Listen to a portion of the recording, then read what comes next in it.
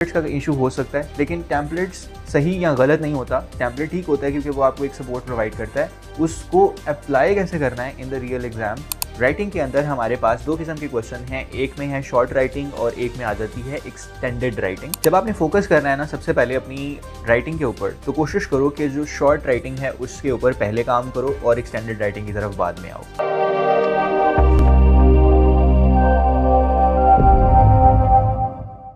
Assalamualaikum, welcome to another video. I am Ahmed Raza, one of the IELTS and the PT trainer at Edify Group of Companies. Today's video is dedicated to a persisting problem in Pearson Test of English, PTE. एक जो common problem आ रहा है और जो student face कर रहे हैं वो आ रहा है राइटिंग और लिसनिंग सेक्शन के अंदर।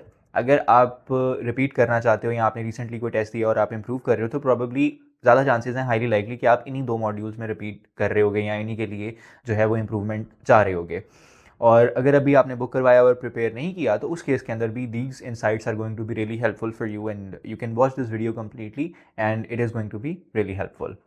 तो स्टार्ट करते हैं। सबसे पहले तो हम क्वेश्चंस को तो बाद में समझेंगे, पहले ये कि प्रॉब्लम आ क्यों रहा है। तो प्रॉब्लम मैंने शायद इसका पहले भी जिक्र कर दिया हुआ है कि हम टेम्पलेट्स के ऊपर बहुत ज़्यादा थोड़ा सा माजरत के साथ बेवकूफ़ों की तरह रिलाई करते हैं कि हम उसको समझने की कोशिश नहीं करते कि वो किस तरह से कंट्रीब्यूट कर रहा है। हम उसको ये समझने की कोशिश नहीं करते हैं कि उसकी वैल्यू क्या है, उसको हमने एडिट एडजस्ट कैसे करना है। सो ये सारे फैक्टर्स जो है ना वो आपको नुकसान पहुंचाते हैं इन अ लॉन्गर रन। मतलब अगर कंसोलिडेटेड फॉर्म में आप अपना टेस्ट देखो, उसको असेस करो, तो आपको रियलाइज़ होगा कि शायद कहीं ना कहीं जो टेम्पलेट्स मैंने यूज़ किए थे वो मैंने प्रॉपरली यूज़ नहीं किए थे। तो टेम्पलेट्स का इशू हो सकता है, लेकिन टेम्पलेट्स सही या गलत नहीं होता। टेम्पलेट ठीक होता है क्योंकि वो आपको एक सपोर्ट प्रोवाइड करता है। उसको अप्लाई कैसे करना है इन द रियल एग्जाम उस वक्त, in that point in time, that is something which really matters. So let's just delve into it. सबसे पहले अगर मैं राइटिंग की बात करूं, राइटिंग के अंदर हमारे पास दो किस्म के क्वेश्चन हैं, एक में है शॉर्ट राइटिंग और एक में आ जाती है एक्सटेंडेड राइटिंग। एक्सटेंडेड राइटिंग यानी कि जिसमें हम ज़्यादा लिखते हैं, उससे मुराद ये है कि हमारे पास ऐसे क्वेश्चन टाइप, फॉर इंस्टेंस इसमें हमने 250 से 300 वर्ड्स के दरमियान का एक ऐसे लिखना होता है, तो वो एक्सटेंडेड राइटिंग में आ जाता है। और फिर शॉर्ट राइटिंग में हमारे पास जो है वो जैसे हम राइट फ्रॉम डिक्टेशन में लिख रहे होते हैं, एक सेंटेंस हम टाइप कर रहे होते हैं, फिल इन द ब्लैंक्स की हम जब ब्लैंक्स फिल आउट करते हैं तो उसकी जो कंट्रीब्यूशन हमारी राइटिंग के अंदर जाती है, तो वो हमारी शॉर्ट राइटिंग में यानी कि शॉर्ट रिस्पॉन्सेज के अंदर आ जाती है। जब आपने फोकस करना है ना सबसे पहले अपनी राइटिंग के ऊपर, तो कोशिश करो कि जो शॉर्ट राइटिंग है उसके ऊपर पहले काम करो और एक्सटेंडेड राइटिंग की तरफ बाद में आओ। अब शॉर्ट राइटिंग में लेट्स से सबसे पहले ब्लैंक्स। अब लोग इग्नोर करते हैं जो रीडिंग की फिल इन द ब्लैंक्स हैं, वो बहुत इंपॉर्टेंट है, स्पेशली वो वाली ब्लैंक्स जो रीडिंग और राइटिंग दोनों में नंबर ऐड करती हैं और significant amount of number add करती हैं। सो सबसे पहले तो उस चीज़ के ऊपर फोकस करो, उसको इग्नोर मत करो। मतलब आप अपने जो रीडिंग के डैमेज है ना उसको तो आप रीड अलाउड से कवर कर लोगे, पर जो आपका डैमेज राइटिंग में आएगा रीडिंग ख़राब होने से, वो आप रीड अलाउड से या स्पीकिंग के किसी सेक्शन से रिकवर नहीं कर सकोगे और राइटिंग जो है ना वो प्रॉब्लमेटिक रहेगी। दूसरी मज़े की बात यह है कि जो राइटिंग के खुद के क्वेश्चन है, यानी कि स्पेसिफिकली सेक्शन के अंदर, वो तो एक समरी और एक ऐसे का क्वेश्चन है, वो तो इतने ज़्यादा वैल्यू ऐड ही नहीं करते ना। मतलब अगर हम ओवरऑल देखें 90 के हिसाब से तो इतने नंबर नहीं बनते। तो ये जो सारे इधर उधर वाले क्वेश्चन हैं जो रीडिंग में से आ रहे हैं, जो लिसनिंग में से आ रहे हैं, वो बहुत ज़्यादा इंपॉर्टेंट होते हैं और उनकी वैल्यू जो है ना, मेरे इन माई पर्सनल ओपिनियन, वो आपके ऐसे से कहीं ज़्यादा है इन सारे इधर उधर वाले क्वेश्चन की जो वैल्यू है, और obviously they play a major role. So first of all you need to fix your blanks, reading की भी और लिसनिंग की भी।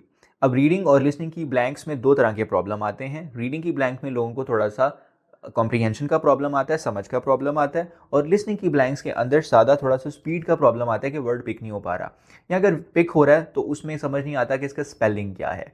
Spelling problem is something which is quite bad. आपके बहुत ज़्यादा नंबर बिला वजह कट रहे हैं। मतलब आपने जो वर्ड भी आइडेंटिफाई कर लिया, बट आपने लिसनिंग के अंदर जब आप उसकी ब्लैंक्स कर रहे हो आपने उसका स्पेलिंग गलत लिख दिया, तो दैट इज़ रियली बैड।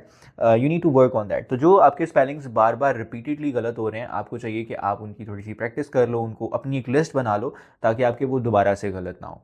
और अगर हम बात करें reading fill in the blanks में, तो कॉम्प्रीहेंशन को इम्प्रूव करने का तरीका सिर्फ एक तरीका है कि आप थोड़े से वर्ड्स याद करो। तो जो कॉमनली वर्ड्स जो आ चुके हैं, जो आते हैं रिपीटेडली, वो आपने याद करने होते हैं और आप उनको एक्सेस कर सकते हो जिस भी प्लेटफॉर्म से आप तैयारी कर रहे हो। फॉर इंस्टेंस अगर आप AP यूनी से तैयारी कर रहे हो तो उसके अंदर वोकेबलरी लिस्ट्स होती हैं और आप अपनी खुद की वोकेबलरी लिस्ट भी बना सकते हो। तो you can utilise these kind of skills to improve your these short writing.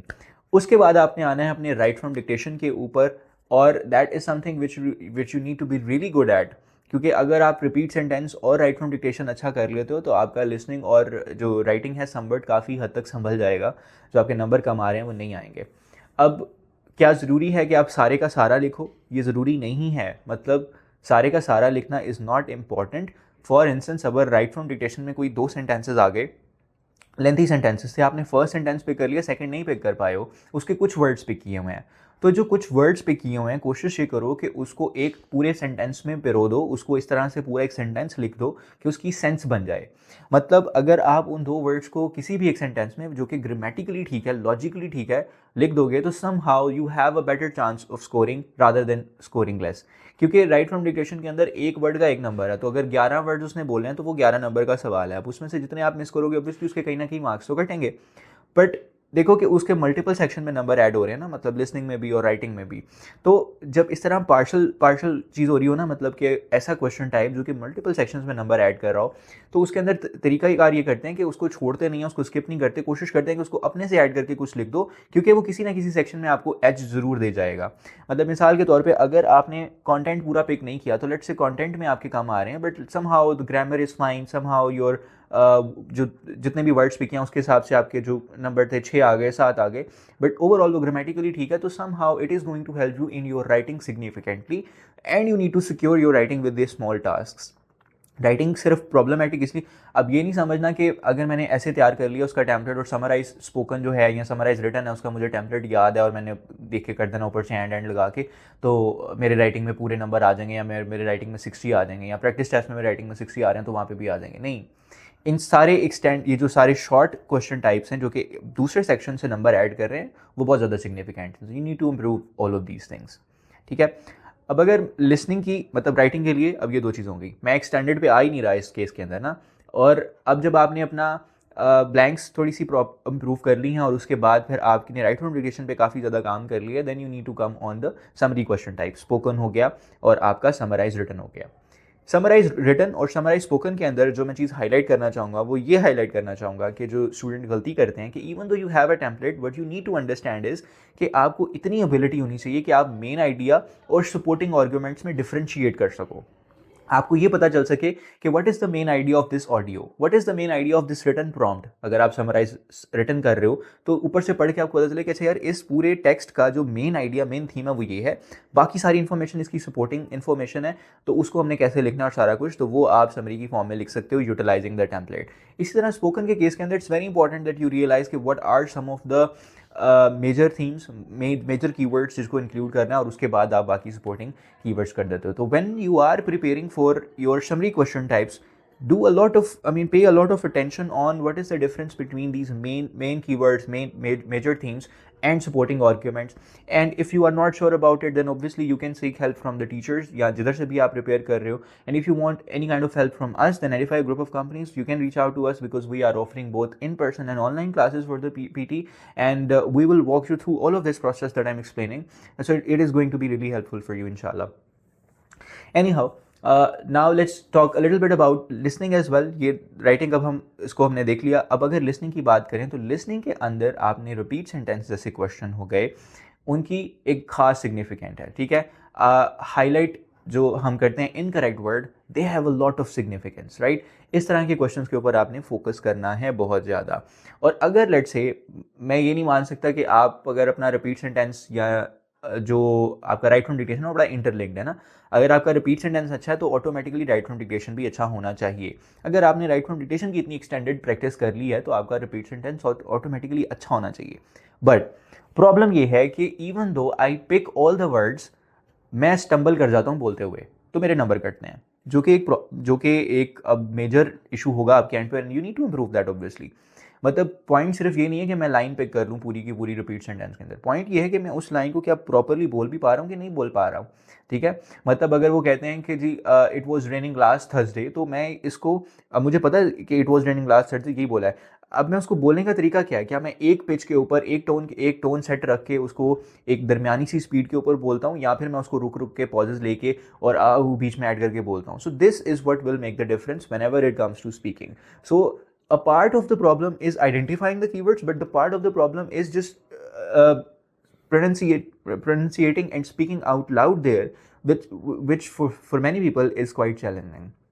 So listening के लिए ज़्यादा इसमें कोई ज़्यादा आपको परेशानी मतलब ऑल उसकी ज़रूरत नहीं है. मतलब अगर आप राइटिंग के जो मैंने पहले क्वेश्चन बताए थे ऑब्वियसली वो लिसनिंग से एसोसिएटेड ही हैं.